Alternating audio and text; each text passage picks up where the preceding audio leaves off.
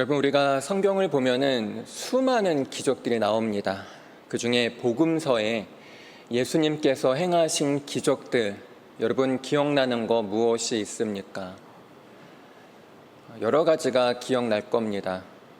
죽은 나사로를 살리기도 하고, 또한 못 걷는 사람을 걷게 하시고, 앞을 못 보는 맹인을 보게 하시고, 중풍병자의 몸을 온전케 해주시고, 간지 들린 사람을 깨끗이 해주시고, 귀신 들린 사람에게서 자유를 누리게 해주시고, 이뿐만이 아니라 어떠한 이적도 행하십니까? 자연도 다스리시죠. 거친 풍랑을 잔잔케 하시고, 이거 뭐 나누다 보면 끝도 없이 얘기할 수가 있습니다. 그리고 여러분들이 익히 잘 아는 이적들입니다. 여러분, 그 이적들이 오늘날에도 일어나고 있습니까? 여러분, 제가 열거한 이 기적들은 혹시 성경 속으로만 제한하고 있지 않습니까? 오늘날에도 이러한 기적이 일어나고 있습니까? 아무도 대답 안 합니다. 알고는 있는데 여러분들 현실 속에서 기적이 일어나고 있습니까?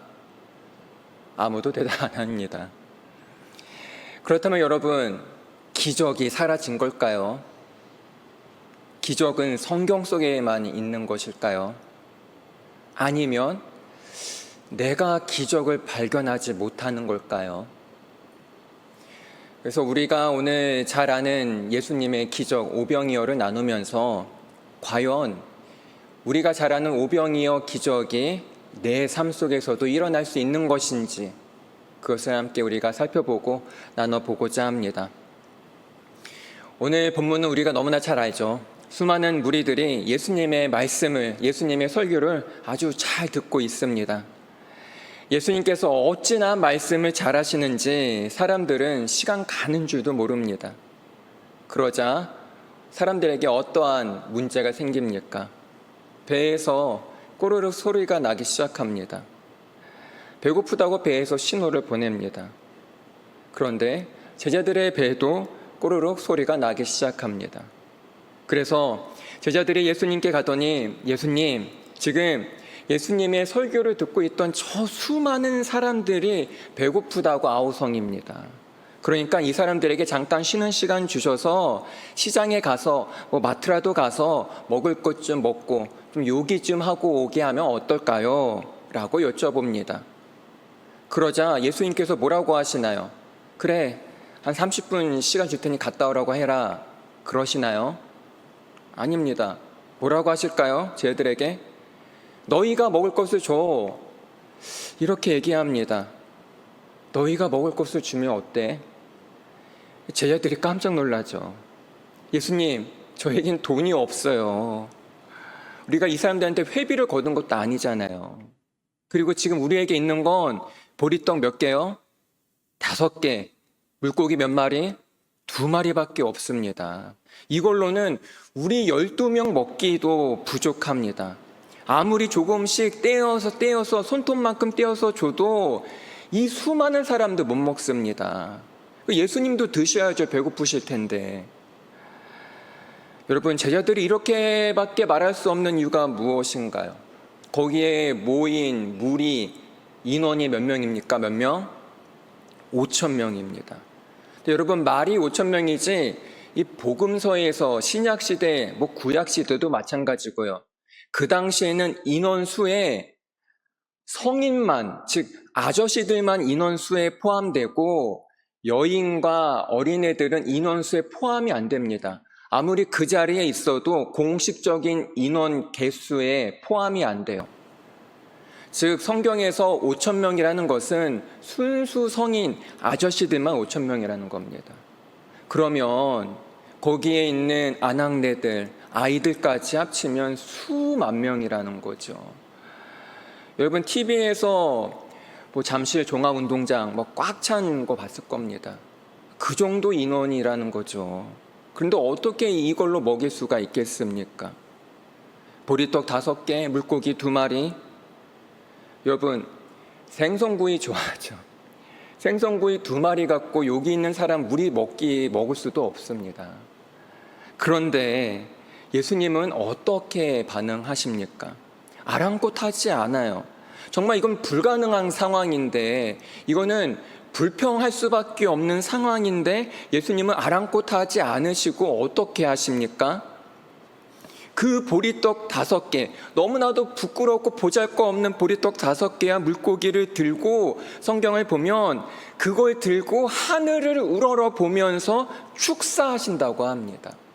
너무나 부끄러운데, 너무나 하찮고 없는 건데 그것을 들고, 사람들 보는 데서 들고 축사하신다고 합니다. 그런 다음에 제자들에게 떼어주어 사람들에게 나눠주도록 하십니다. 자, 그런데 우리가 잘 알다시피 어떠한 일이 일어납니까? 5천 명이나 넘는 저 수만 명의 사람들이 배불리 먹고 오히려 남았다라는 거죠. 남았다라는 거죠.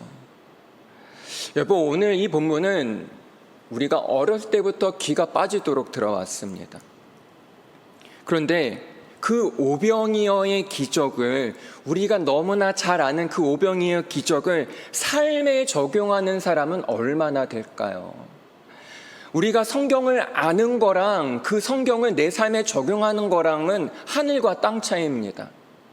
우리는 성경을 지식으로 받아들이면 안 됩니다. 우리는 성경을 내 삶으로 받아들여야 됩니다.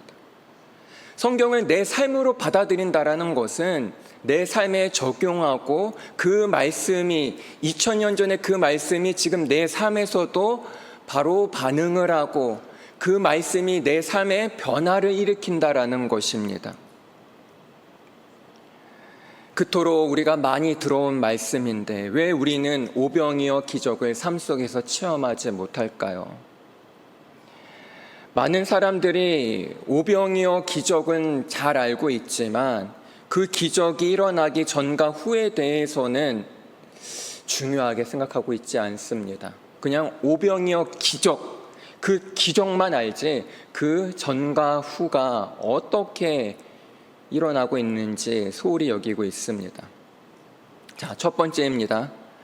예수님이 어떻게 기도를 하셨는지 사람들이 소홀히 여기고 있습니다. 수많은 사람들이 너무나 배고파요. 그런데 고작 보리떡 5개와 물고기 2마리밖에 없습니다. 여러분, 이 보리떡과 물고기가 주는 메시지가 중요합니다. 보리떡은요, 그 당시 가난한 사람들만 먹는 주식이에요. 아주 맛없는, 그냥 어쩔 수 없이 끼니를 때워야 하는 게 바로 그 당시 보리떡이었어요. 그리고 물고기는 어떤 물고기일까요, 여러분? 한번 상상을 해보죠. 여러분은 어떤 물고기 좋아합니까? 혹시 광어일까요? 참치일까요? 멸치일까요? 꽁치일까요? 여기서 이 무리들인 먹은 물고기를 원어를 보면은 옵사리온이라고 합니다. 옵사리온. 옵사리온이 뭐냐? 어부가 이제 물고기를 잡으면 구분을 합니다. 크고 좋은 물고기는 상품 가치가 높아서 시장에 팔 물건 따로 이렇게 담아둡니다. 그리고 작은 물고기는 어때요? 그거 더 커야 하니까 다시 물속으로 던집니다. 그런데 이런 게 있어요. 크지는 않아서 상품 가치는 떨어지고 너무 작지도 않아 애매한 물고기, 처리하기 애매한 물고기는 한쪽으로 이렇게 던져버립니다. 이 물고기를 바로 옵사리온이라고 합니다. 이 옵사리온은 가난한 사람들이 주워다가 요리해서 먹는다라는 거죠. 즉, 그러면은 이 옵사리온이라는 물고기 또한 보리떡과 마찬가지로 가난한 이들의 주식이에요. 즉, 보리떡과 물고기는 지지리도 못 사는 사람들만 먹는 음식이라는 거죠. 어때요, 여러분? 이 음식들은 완전 절망적인 상황이에요. 그런데 여러분, 어떻게 보면 우리의 삶도 절망적인 상황에 부딪힐 때가 많습니다. 계획한 대로 안 될 때가 너무나 많습니다. 관계가 틀어질 때도 있습니다. 누군가에게 오해를 받을 수도 있습니다. 앞길이 열리지 않습니다. 어떻게 이 상황을 대처해야 될지 난 잘 모르겠습니다. 너무나 절망적인 상황이 우리 앞길에서 자주 마주치곤 합니다. 공부는 해도 안 됩니다. 직장은 잘 준비해도 잘 안 됩니다. 학교 생활 힘들고 직장 생활 힘들고 심지어 부모님과 가족 간의 관계에서도 어려움이 생길 수 있습니다. 마음이 어려움이 있지만 그 어려움을 나눌 사람도 친구도 지인도 없습니다. 그러면서 나도 모르게 한숨을 내쉬며 살기 힘들다. 왜 나는 행복하지 못할까? 왜 나는 해도 안 될까? 이러한 절망적인 상황에서 우리는 어떻게 해야 할까요? 마치 이 성경 속에서 보리떡 5개와 물고기로는 아무것도 못할 것 같습니다. 이 보리떡과 물고기는 아무런 가능성도 보이지가 않습니다. 마치 이것이 나의 모습으로 느껴질 수도 있습니다. 보잘것없는 보리떡과 물고기, 보잘것없는 내 자신, 보잘것없는 내 환경과 상황들. 그런데 여러분, 놀라운 변화가 일어납니다. 이때 예수님께서 그 보잘것없는 보리떡 5개와 물고기 2개를 어떻게 하셨나요? 들고 감추는 것이 아니라, 숨기는 것이 아니라 보잘것없는 그 보리떡과 물고기를 사람들 보는 데에서 들고 기도를 하십니다. 여러분, 정말 여기에 이 예수님의 모션에 중요한 게 있습니다.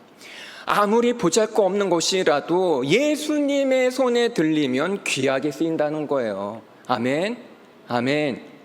또한 예수님께서 보리떡과 물고기를 가지고 기도하실 때 뭐라고 말씀하시며 기도하시나요? 우리 11절 말씀을 함께 크게 읽겠습니다. 시작. 예수께서 떡을 가져 축사하신 후에 앉아있는 자들에게 나눠주시고 물고기도 그렇게 그들의 원대로 주시니라. 아멘. 11절, 예수께서 떡을 가져 축사하신.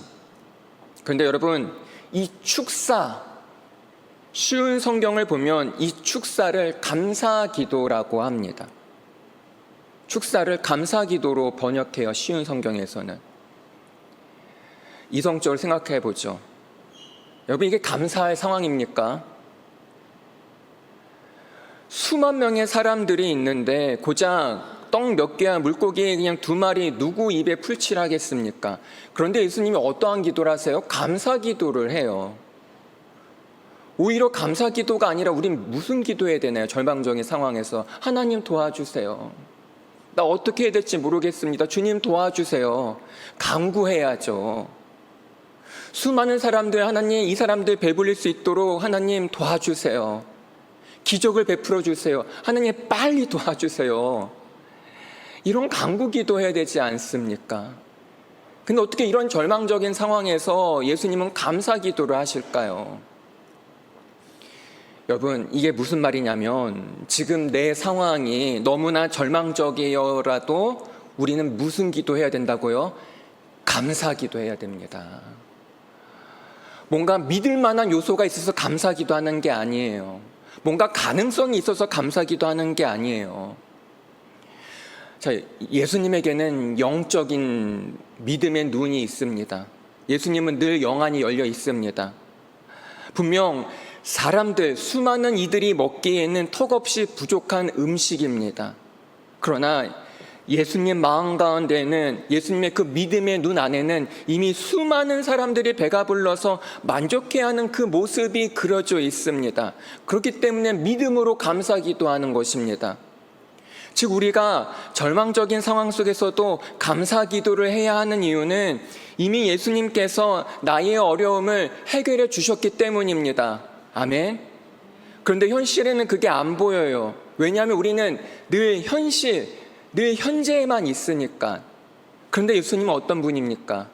과거, 현재, 미래를 주관하십니다. 그렇기 때문에 우리도 예수님처럼 영적인 믿음의 눈을 가져야 합니다. 영적인 믿음의 눈을 가질 때, 즉 우리의 영안이 열릴 때, 지금 나에게 처해진 상황이 아무리 어려워도 힘들어도 눈물 날 것만 같아도, 때로는 죽고 싶을지라도 현실에 얽매이지 않고 내 삶 속에서 오병이어 기적을 일으키시는 예수님을 만나게 됩니다. 그리고 두 번째, 우리는 오병이어 사건이 무엇을 비유하고 있는지 정확히 알아야 합니다.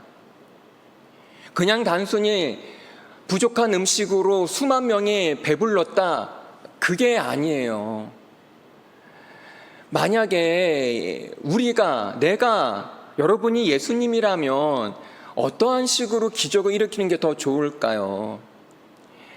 그 가난한 사람들만 먹는 흔해 빠지고 평범한 맛도 없는 그 보리떡과 물고기로 개수만 늘리겠습니까? 더 획기적인 방법이 있지 않을까요? 이런 방법은 어떨까요?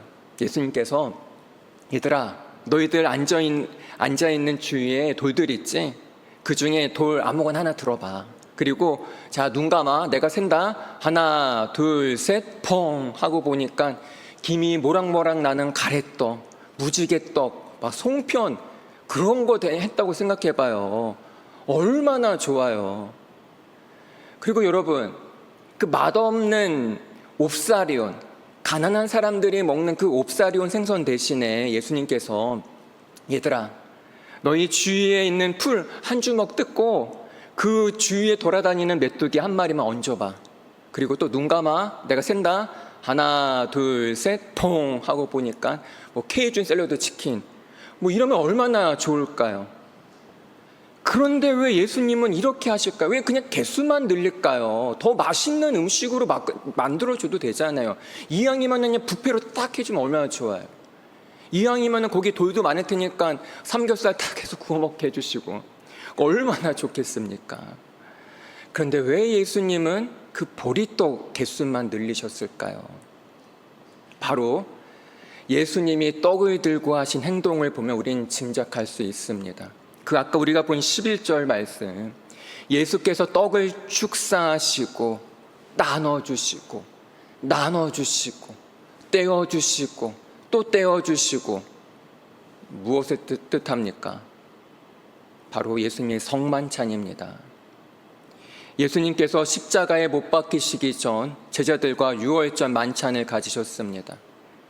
그러면서 오병이어 때처럼 빵을 축사하시고 제자들에게 떼어주시고, 빵이 떼어지고 나누이듯이 예수님의 몸이 찢기시고 고난을 당하십니다.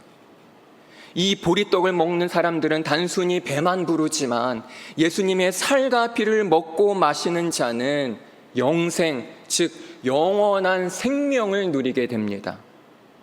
여러분, 우리도 예수님의 살과 피를 매일 먹고 마시고 있습니까? 예수님의 말씀을 매일 기억하고 그분이 원하시는 뜻대로 살고자 노력하고 있습니까? 아니면 썩어 없어질 그 음식들만을 먹고 마시며 이 먹고 사는 문제로 인해 매일 힘쓰고 애쓰고 땀 흘리고 눈물 흘리고 있지는 않습니까? 그러한 삶에서는 결코 기적이 일어날 수 없습니다. 진정한 기적은 매일 십자가로 나아가는 것입니다. 십자가에 못 박히시고 찢기시고 고난당하신 예수님을 매일 만나는 것이야말로 그것이 바로 기적이 일어나는 삶입니다. 오늘날 많은 사람들이 눈에 보이는 것을 기적으로만 제한합니다. 눈에 보이는 일들이 잘 되어야 기적이고 내가 원하는 것들이 잘 되어야 기적이고, 그러나 기적은 내 마음 속에서 일어납니다. 그럴 때 그 마음 속에 있는 믿음으로 인해 내 삶에 기적이 일어납니다. 여러분, 기적의 삶을 체험하고 싶습니까? 예수님을 먼저 만나야 됩니다. 그 십자가로 나아가야 됩니다. 그 십자가 안에서 우리의 삶은 기적의 삶으로 변화됩니다. 매일매일 예수님의 살과 피를 먹고 마시면서 그 주님 안에서 참된 기적의 삶을 살아나아가는 우리 믿음의 복된 청년들 되길 간절히 소망합니다. 기도하겠습니다. 하나님 아버지, 복음서에 있는 예수님의 기적들이 오늘날에는 사라진 것처럼 느껴질 때가 많습니다. 그러나 기적은 그 주님을 바라보고 예수님의 살과 피를 매일 먹고 마시는 그 삶 가운데 기적이 일어나는 줄 믿습니다. 주님, 내 삶 가운데, 우리 청년들의 삶 가운데 오셔서 기적을 행하여 주시고 주의 영광이 드러나게 하여 주시옵소서. 앞길이 막혀있는 청년들이 있습니까? 그 앞길을 열어주시옵소서. 마음의 문제와 고민으로 답답해하고 남몰래 눈물 흘리고 있는 청년들이 있습니까? 그 마음을 어루만져 주셔서 세상이 줄 수 없는 주님만의 참된 기적이 그 청년의 마음을 평안케 하여 주시옵소서. 주님, 주님만을 바라봅니다. 그 앞길을 열어주시옵고 형통케 하여 주시옵소서. 십자가의 능력이, 그 기적의 은혜가 우리의 삶 가운데, 가정과 직장과 학업과 캠퍼스 가운데 충만히 넘쳐나게 하여 주시옵소서. 감사합니다. 예수님의 이름으로 기도합니다. 아멘.